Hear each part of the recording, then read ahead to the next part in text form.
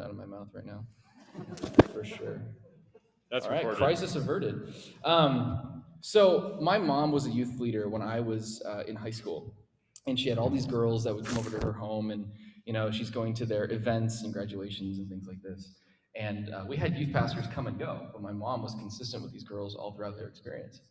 And she was always super frustrated because she was pouring into these girls, giving them truth, giving them life, all that she could. And these girls would be acting out, right? They'd be like sleeping around, they'd be having affairs with people, like married people, like as they got older. They would be doing drugs, got DUIs, like all kinds of crazy stuff. My mom's just like, why is it that I'm consistently being faithful and and trying to pour into these people and praying for them, and I'm seeing no fruit? I'm not seeing anything happen. I'm seeing them continually hit a wall. And now, what is it, 15 years later, she's getting Facebook messages from these girls that are reaching out saying, I was horrible to you when I was younger, but I remember when you said this thing, and this situation happened in my life, and I remembered this word, and it snapped me out of it. It brought me back to reality. Like, these are the things that stayed with them all throughout their decision making, all throughout their lives. And I think one of the biggest things that we can do as leaders is model God's patience that He has for us, for others. A lot of this stuff that we do is fruit that we may never see. We will see some, right? We'll have those moments where we can celebrate together, where we can be excited about what God's doing together, but there's also going to be a lot of moments that won't happen for years, and we might not even be a part of it. But what you do is vitally important to the development of a student's life. And so we're really, really grateful that you're here. And we want you to know that you're the heartbeat of the ministry. Without you, what we do is not as important. It doesn't matter. So thank you, thank you, thank you for being here. I wanted to, since we have everyone in the same room, make some introductions. I think most of us have probably gotten an opportunity to meet most of the team just by osmosis, vicariously, but I just wanted to officially do that. We'll start with some of the new ones. So we have Maddie Williams over here. Maddie is a youth resident. Yeah, you can give her an applause if you want. Yeah, would not be unwarranted. She's fantastic. Maddie is one of our youth residents. She's going to be spending a year with the church doing our residency program, trying to figure out where is her niche in ministry. Does she want to stick with this? That kind of thing. And she's been contributing a lot to our ministries, focusing in middle school, but also helping out with high school and with young adults. We've been super grateful for her. We have Manny George. Manny, where you at? Manny. Looking at David.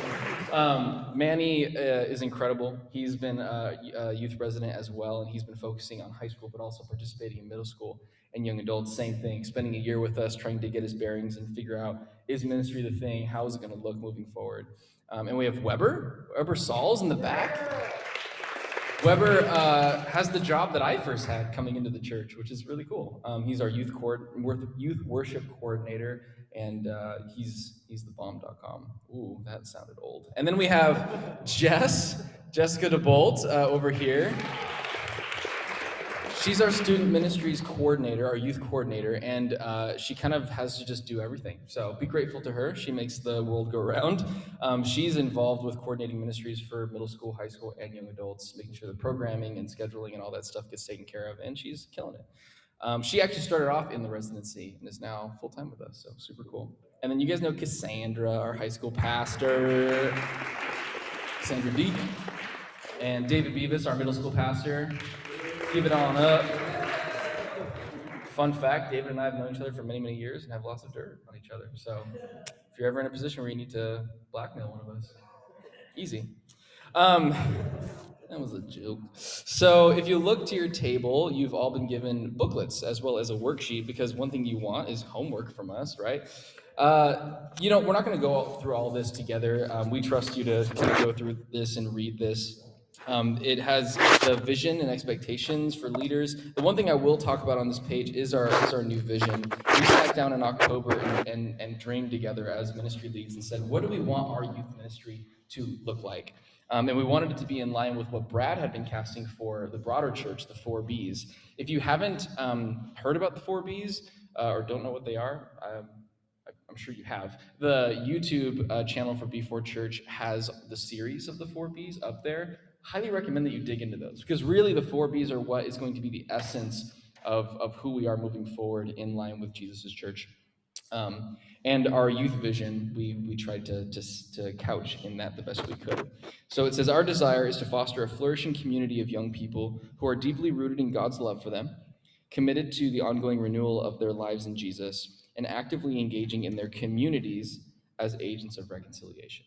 And what kind of prompted this direction of vision is found in Second Corinthians. So from now on, we regard no one from a worldly point of view. Though we once regarded Christ in this way, we do so no longer. Therefore, if anyone is in Christ, the new creation has come. The old is gone and the new is here. All this is from God, who reconciled us to himself through Christ and gave us the ministry of reconciliation. That God was reconciling the world to himself in Christ, not counting people's sins against them. And he has committed to us the message of reconciliation. We are therefore Christ's ambassadors, as though we were making he was making his appeal through us. We implore you on Christ's behalf, be reconciled to God. God made him who had no sin to be sin for us, that we might become the righteousness of God. So that's the heartbeat of what we're dreaming about, what we're hoping for as we move in to this season. And one big exciting announcement that I want to talk about, being an agent of reconciliation, an ambassador of Christ in the world, we're going to be shifting direction a little bit for this summer. Obviously, with COVID being what it is, it's hard for us to plan the year the way we would normally plan it, because it's hard to know where vaccines are going to be, what guidelines are going to be, et cetera, et cetera. You understand how this works by now. So we thought, trying to plan an overnight camp at this point, we could do a really good job planning right now, and then when it comes time for camp season, none of it might be able to happen. So we thought, how could we pivot in a way that would be in line with what our church values and what we do as a community? How can we be agents of reconciliation in our community?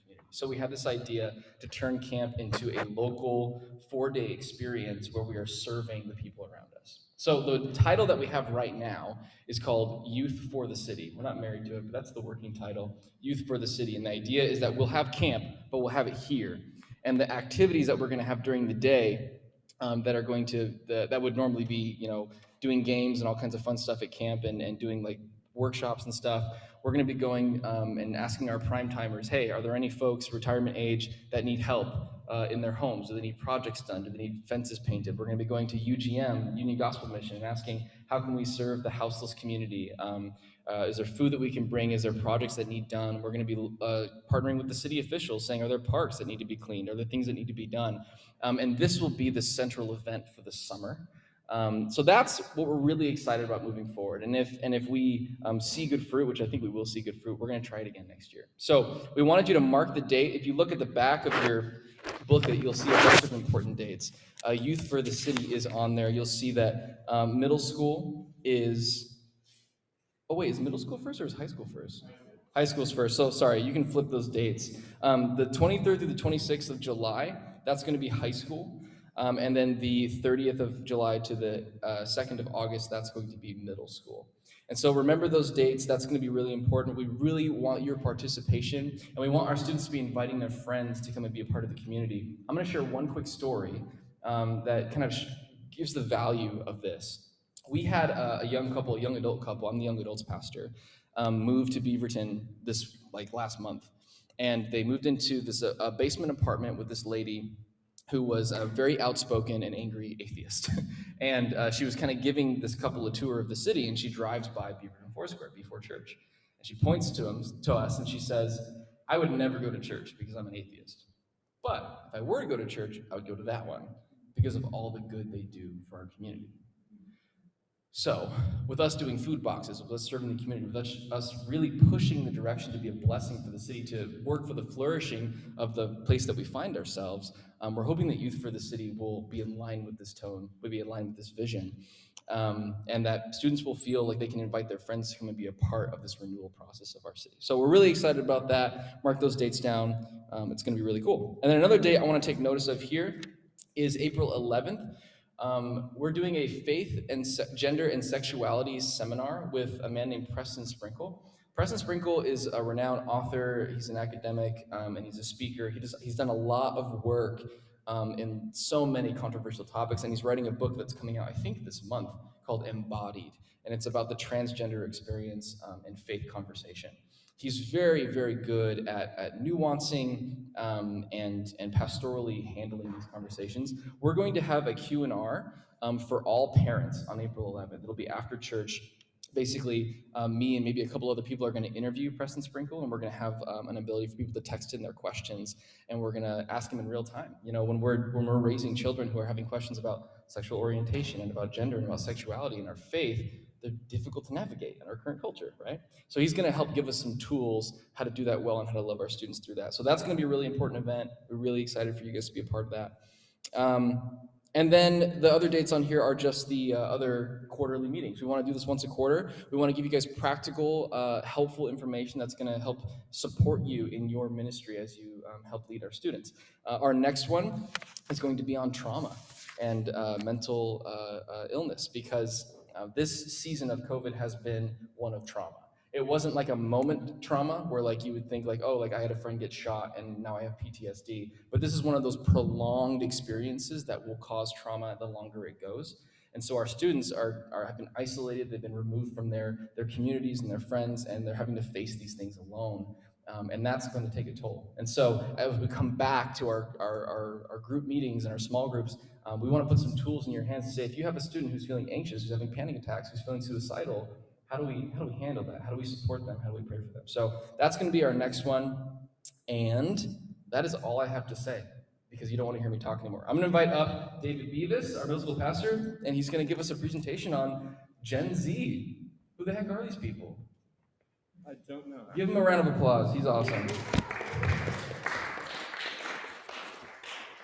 Yeah, and the hilarious part is I know a few of you here are actually Gen Zers. So this is going to be a time of great self-discovery and enlightenment.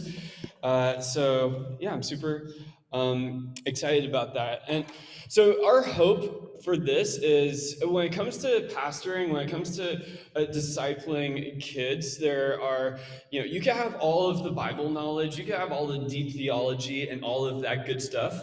But if you don't know the people that you are ministering to, then you're not going to be able to connect at an effective level. So we are going to do a little bit of talking about Gen Z right now, the students that we are ministering to right here, right now. And on your tables, there is this packet.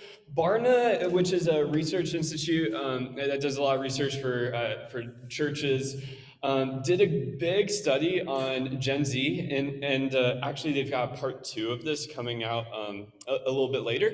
But they did this massive study on Gen Z, and and if you really want to get into the weeds of like the research methodology and the numbers and all that, you're one of those nerds represent AO. You could feel free to like take one of these. We only were allowed to print off like 10 of them legally, because it's intellectual property for Barna. But if you steal one, I won't tell Barna. So yeah, we're going to talk a little bit about some of the findings from this study, and also there is a little worksheet of on your tables to write down thoughts, observations, all of that. I need to pull up these slides for the folks on Zoom so that they're not missing out. But real quick, Gen Z, as we saw from the Kahoots game, Gen Z is born between 2002 and 2015, or as Kahoots said, 1996 to 2015 or 12 or whatever. So there's a little bit of difference, but Gen Z largely is between 2002 and 2015. Now, there are 4 themes, and we're going to talk a little bit about each of these themes that really have influenced Gen Z. One second. I just need to make sure that the Zoom folks are getting this. Cool. Here we go. So these 4 themes are: they are screenagers, they are extremely diverse, they are career-driven, and their context is post-Christian and global. So first, screenagers. They spend, and this is, I assume outside of like, homework and everything, they use screen media 4+ hours a day. That's 57% of Gen Z. So they are on their iPhones, their iPads, they're on YouTube, they're on the TikTok, they're on everything. Uh, the what? The talk, whatever, whatever the kids are saying these days. This is kind of funny. Stop texting and feed me. It's not. It's too close to reality. Um, and Gen Z, technology and happiness, 39% say that it's directly correlated to their happiness. Um, And if I'm going too quickly through these, just let me know. But if you also want these slides, just come find me and I'll email it to you. This quote was fascinating. Because young people feel so pressured to post happy things on social media, most of what everyone sees on social media from their peers are happy things. As a result, they often feel inferior because they aren't actually happy all the time. So I want you to imagine you've got your small group, you've got your small group of kids, whether they're middle school or high school. They are in this reality of everyone is on their screens all the time, and everyone is posting on their screens all the time all of the happy things, and we think, wow, I wonder why there is a mental health crisis right now. Because we're seeing all this all the time, the happy things in everyone else's life except my own. And so this is just a reality that as mentors, as small group leaders, we're gonna have to navigate with those kids that are in our small groups. This is kind of this shows a little bit of just the craziness of how quickly things are changing. So the best human inventions, I mean, look at all of the amazing things. You got the calculator, telephone, you've got, incredible things there. All of them are wrapped up in our pockets. So this is a reality that we we have to navigate as mentors and as small group leaders. When you are, saying something, when you are like sharing something from the Bible, or like say for example, you're like. Okay, so we're talking about in middle school. We're talking about sex and sexuality, and if you say something along the lines with your small group, yeah. So the studies for marriages where they save sex for marriage, they actually are a lot healthier. Your kids are going to pull out their phones later, or right then and there, and Google that. That's just that's the dissemination of the knowledge power. Everyone has all of the knowledge in their pockets, and that's what Gen Z has right here, right now. Okay, so next thing to know is Gen Z is diverse. In the Barna study, teens self-defined ethnicity, in this study, 63% said they are white. Regular, 39% regularly interact with people who are different from themselves. And that is not just a cultural background, not just based on race. And this is why the Preston Sprinkle conversation that will happen in April is so important, because 12% describe their own sexuality as something other than heterosexual. So, in all likeliness, you got a small group of kids, say there's 10 kids, maybe one of them is having different gender identities, or has different attraction orientation. So that is something to be aware of. This is This is the reality that we're in. 33% say that gender is how one feels. 33% say gender is how a person feels, not their birth sex. This is radically different from previous generations. All right, so we've got two of the main pillar themes so far. We've got, they are screenagers, they are a diverse generation. Next thing, and this is pretty interesting, and I think there's some ministry opportunity here. They are career driven. So, success is an incredibly high priority. Future goal: 66% say, finish my education and start a career. So they are a driven generation. You guys know that you are so driven. You're just driven for success, and I just love that. You're just gonna crush it. When it comes to their identity, professional educational achievement is important to their sense of self. Um, and here's something interesting. If you look at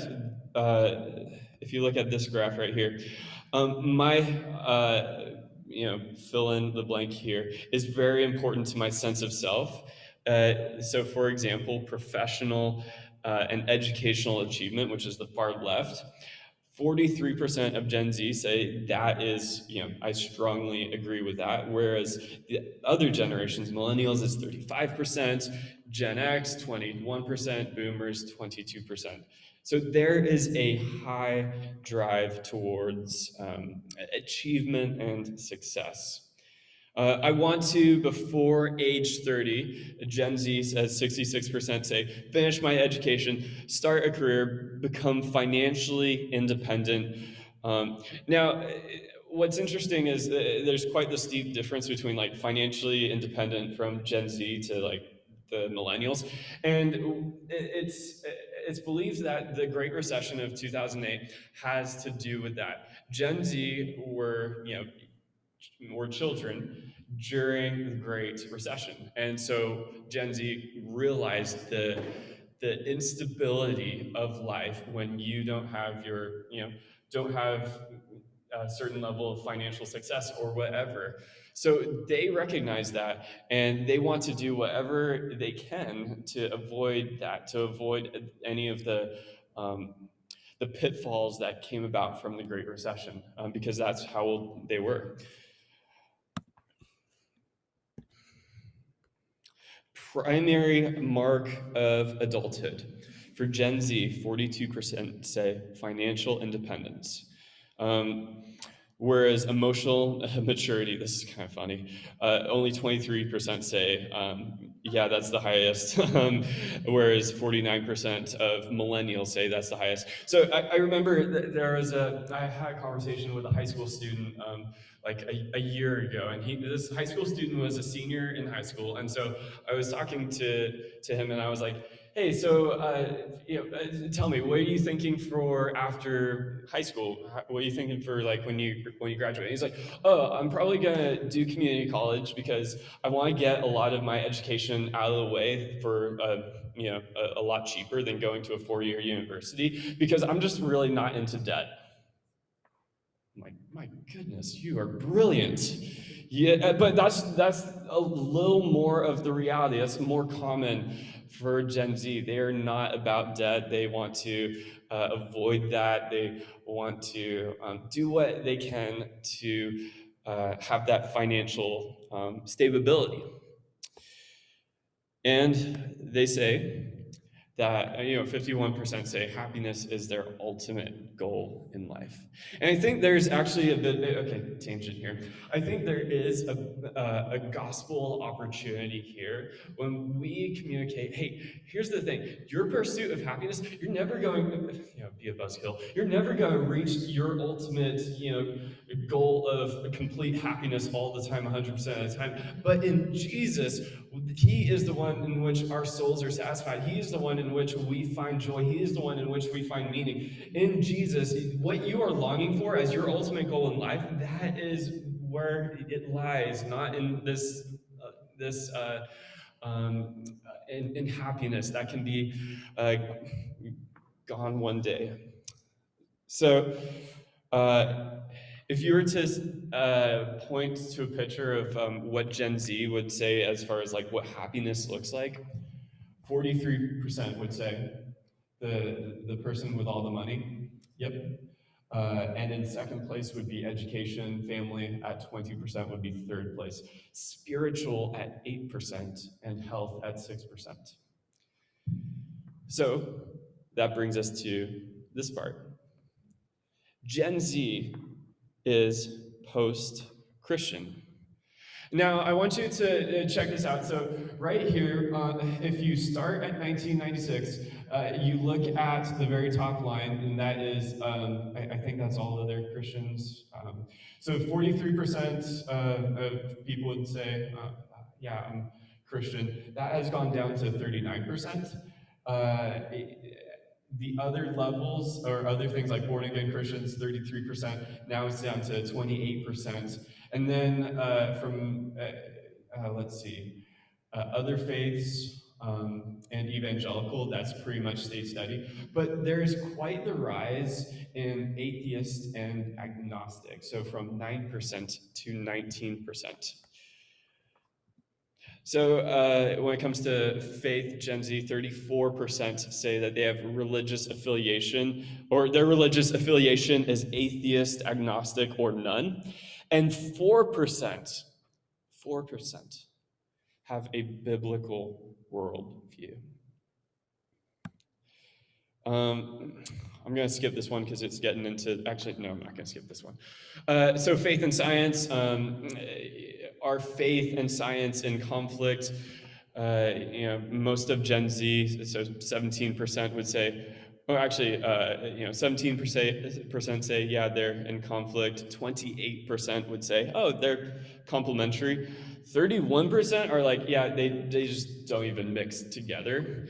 And 24% also say in conflict. But I consider myself to be on the side of science rather than the Bible. So when in conflict, as far as like on the side of science, there's 24%. In conflict on the side of the Bible, it's 17%. Hmm? Oh, I'm so sorry. That is what I was talking about. So my apologies.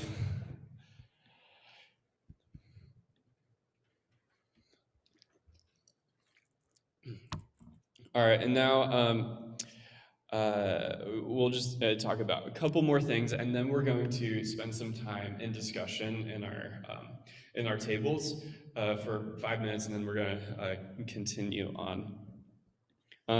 This was interesting. Only 34% said that lying is morally wrong. So if you feel like your small group kid is lying to your face, it's because they're lying to your face and they feel zero remorse about it. Just remember that. Yeah, remember that.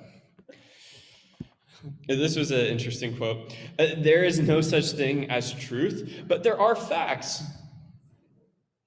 Okay. There's no such thing as truth. Oh, but there are facts.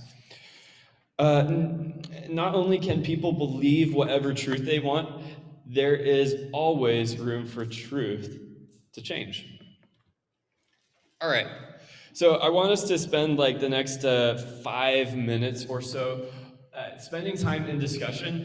And what I want us to discuss is, three things. If you only get through one, no worries. But first is, are there any aha moments from so far from what we've seen from Gen Z? Are there any aha moments like, oh wow, that makes sense to me. Something clicked there. Second question, what concerns you the most? And the third question is, what makes you the most hopeful for Gen Z? All right, we're gonna spend 5 minutes or so talking about this, and then we're going to continue on. Did you guys feel that not really represented people you know within your age group? No. So, which ones felt like they were not right. That chart that was shown, those are the people like it's reporting. So those years for the people were born. Yeah, 2002, 2003. So the chart would say that yeah, it was saying acres were going up starting in 2014. 14 or 16.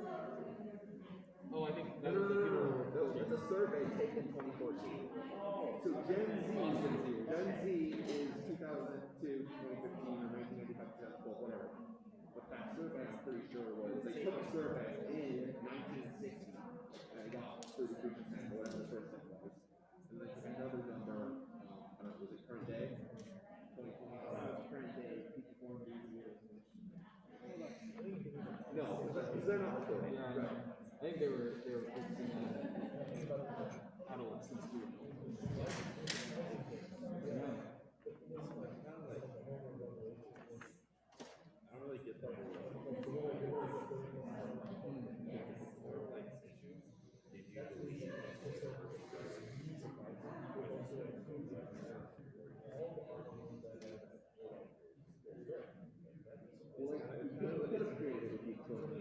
Yeah, it's just like the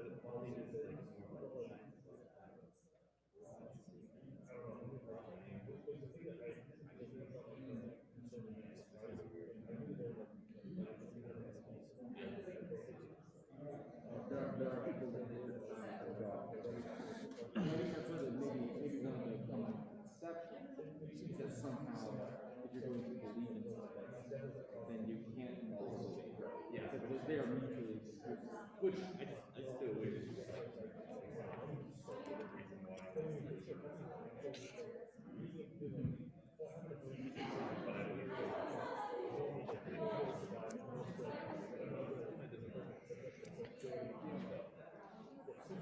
Honestly, I feel like that has to do with the Bible.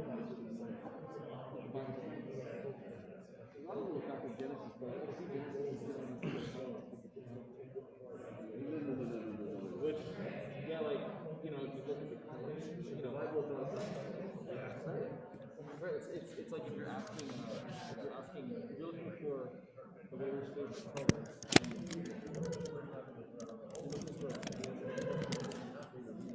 yeah. What else? I'm gonna go say 34% fell in line with us.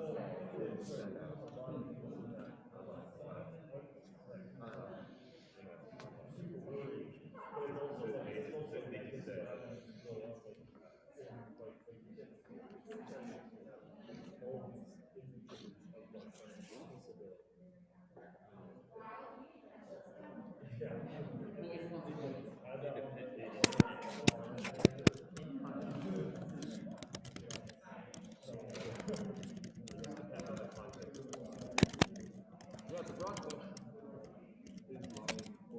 Because I mean, like if you're in the 1940s,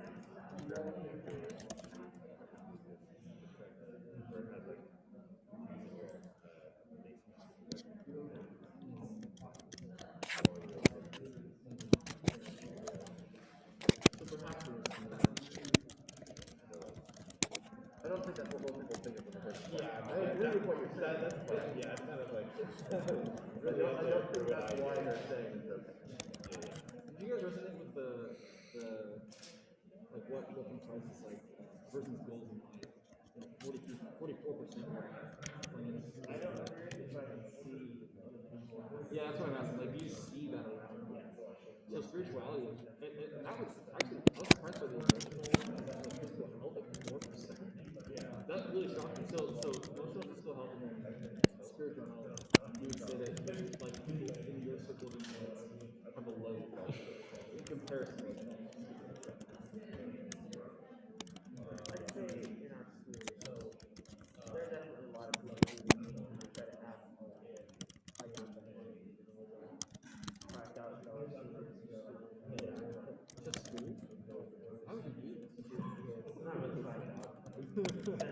Yeah. And just appearing financial stable, we all know. Well, I I still don't speak for myself.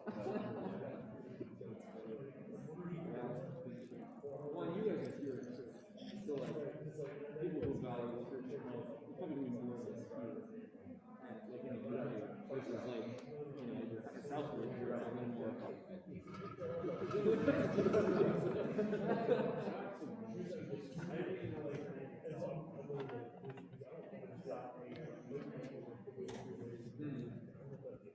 you guys think it's a good idea?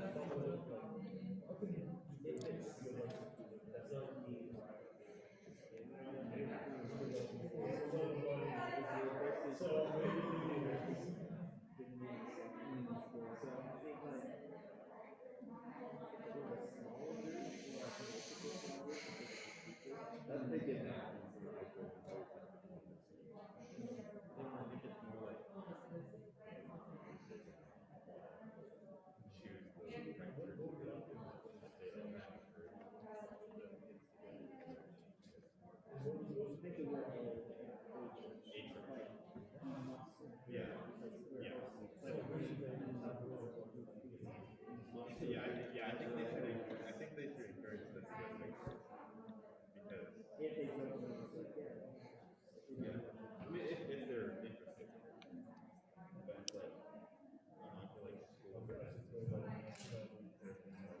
Okay, one more minute and then we're going to transition into the next section.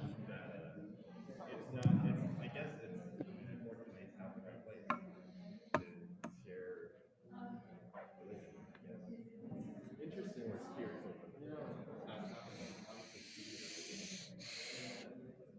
Do you feel like it's just largely ineffective?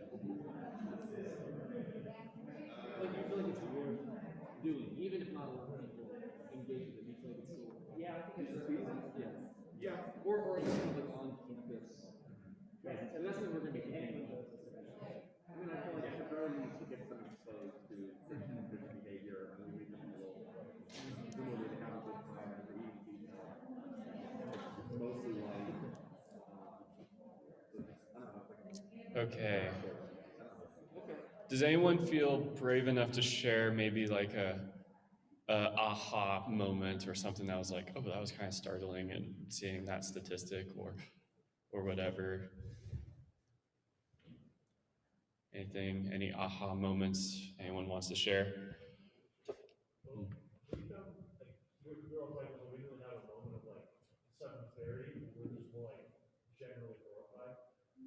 Generally horrified.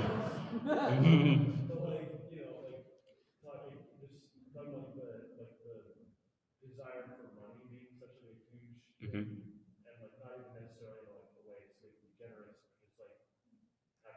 Yeah.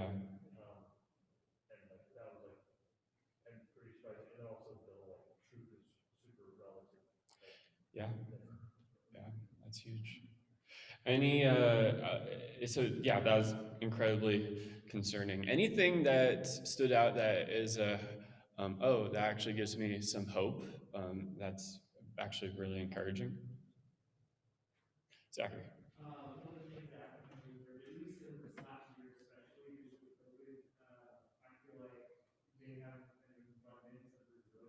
Mm,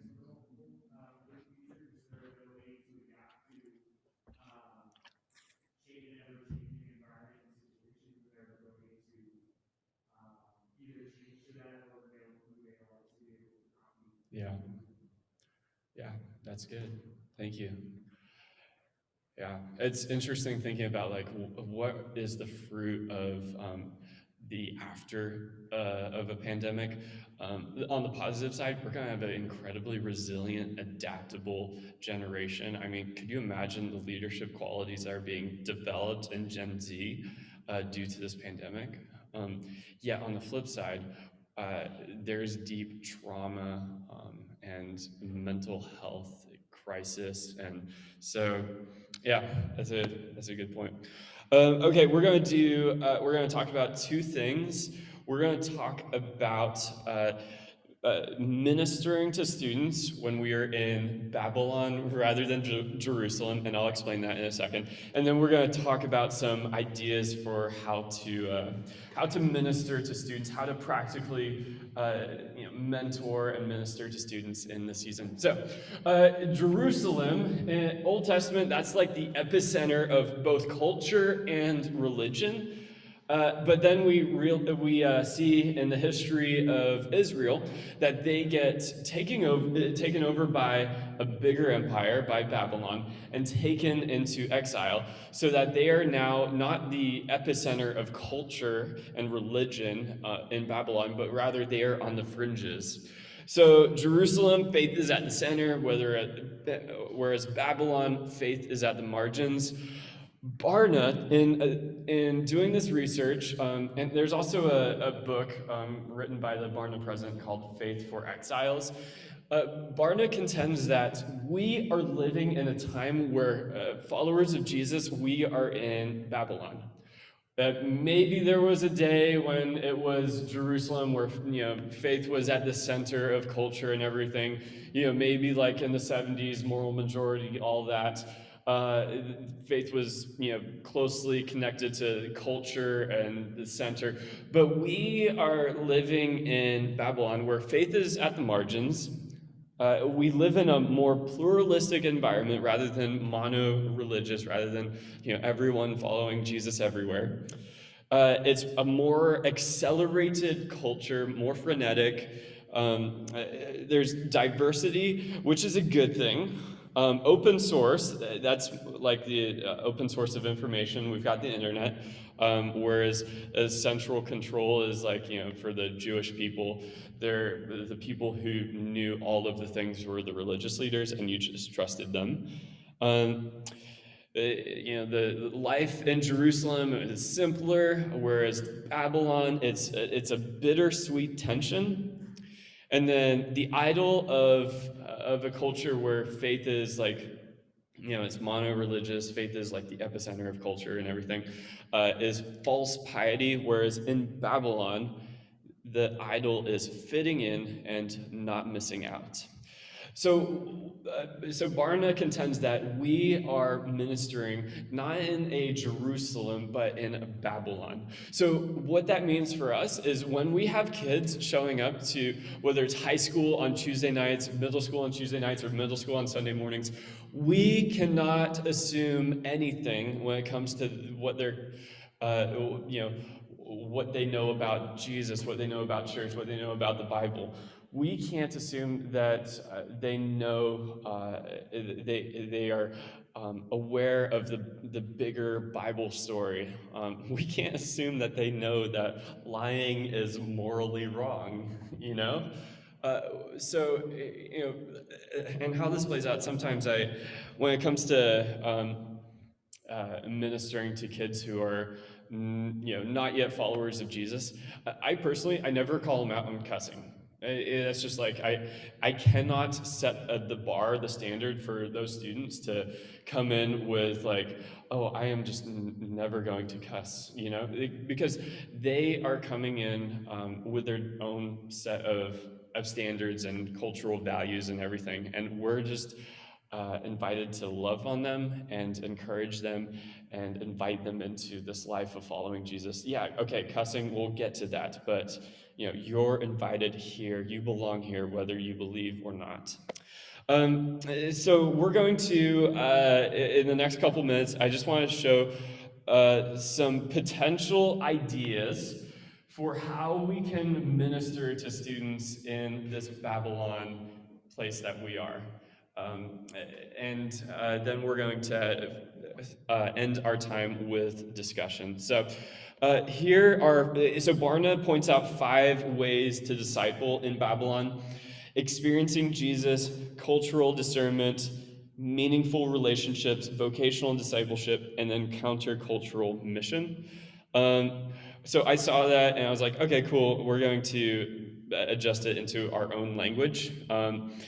So here are some things that we can do to practically minister to kids right here, right now, to practically minister to Gen Z.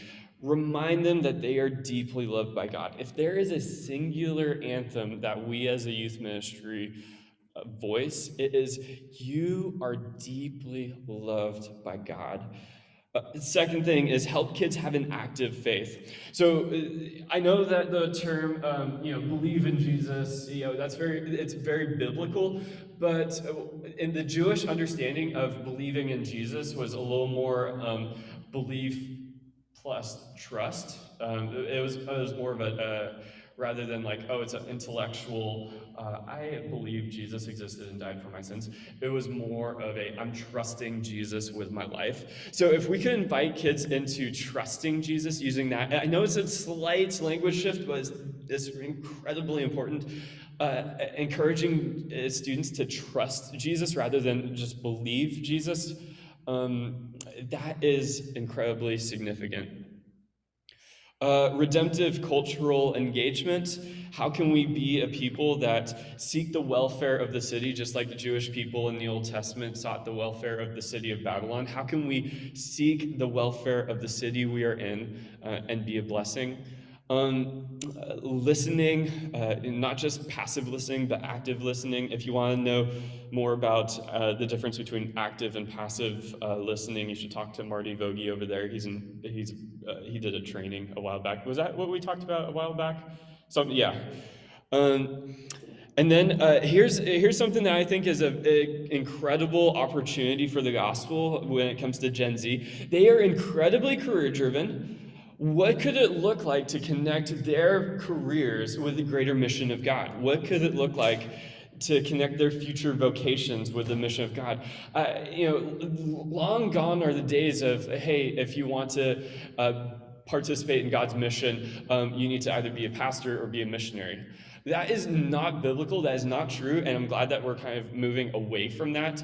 What could it look like to encourage kids who are deeply passionate about, they're passionate about graphic design? Hey, you can be a part of God's mission of creating great art in this world.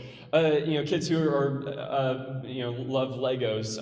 Hey, you can use that as a skill to create great architecture for the greater glory of God.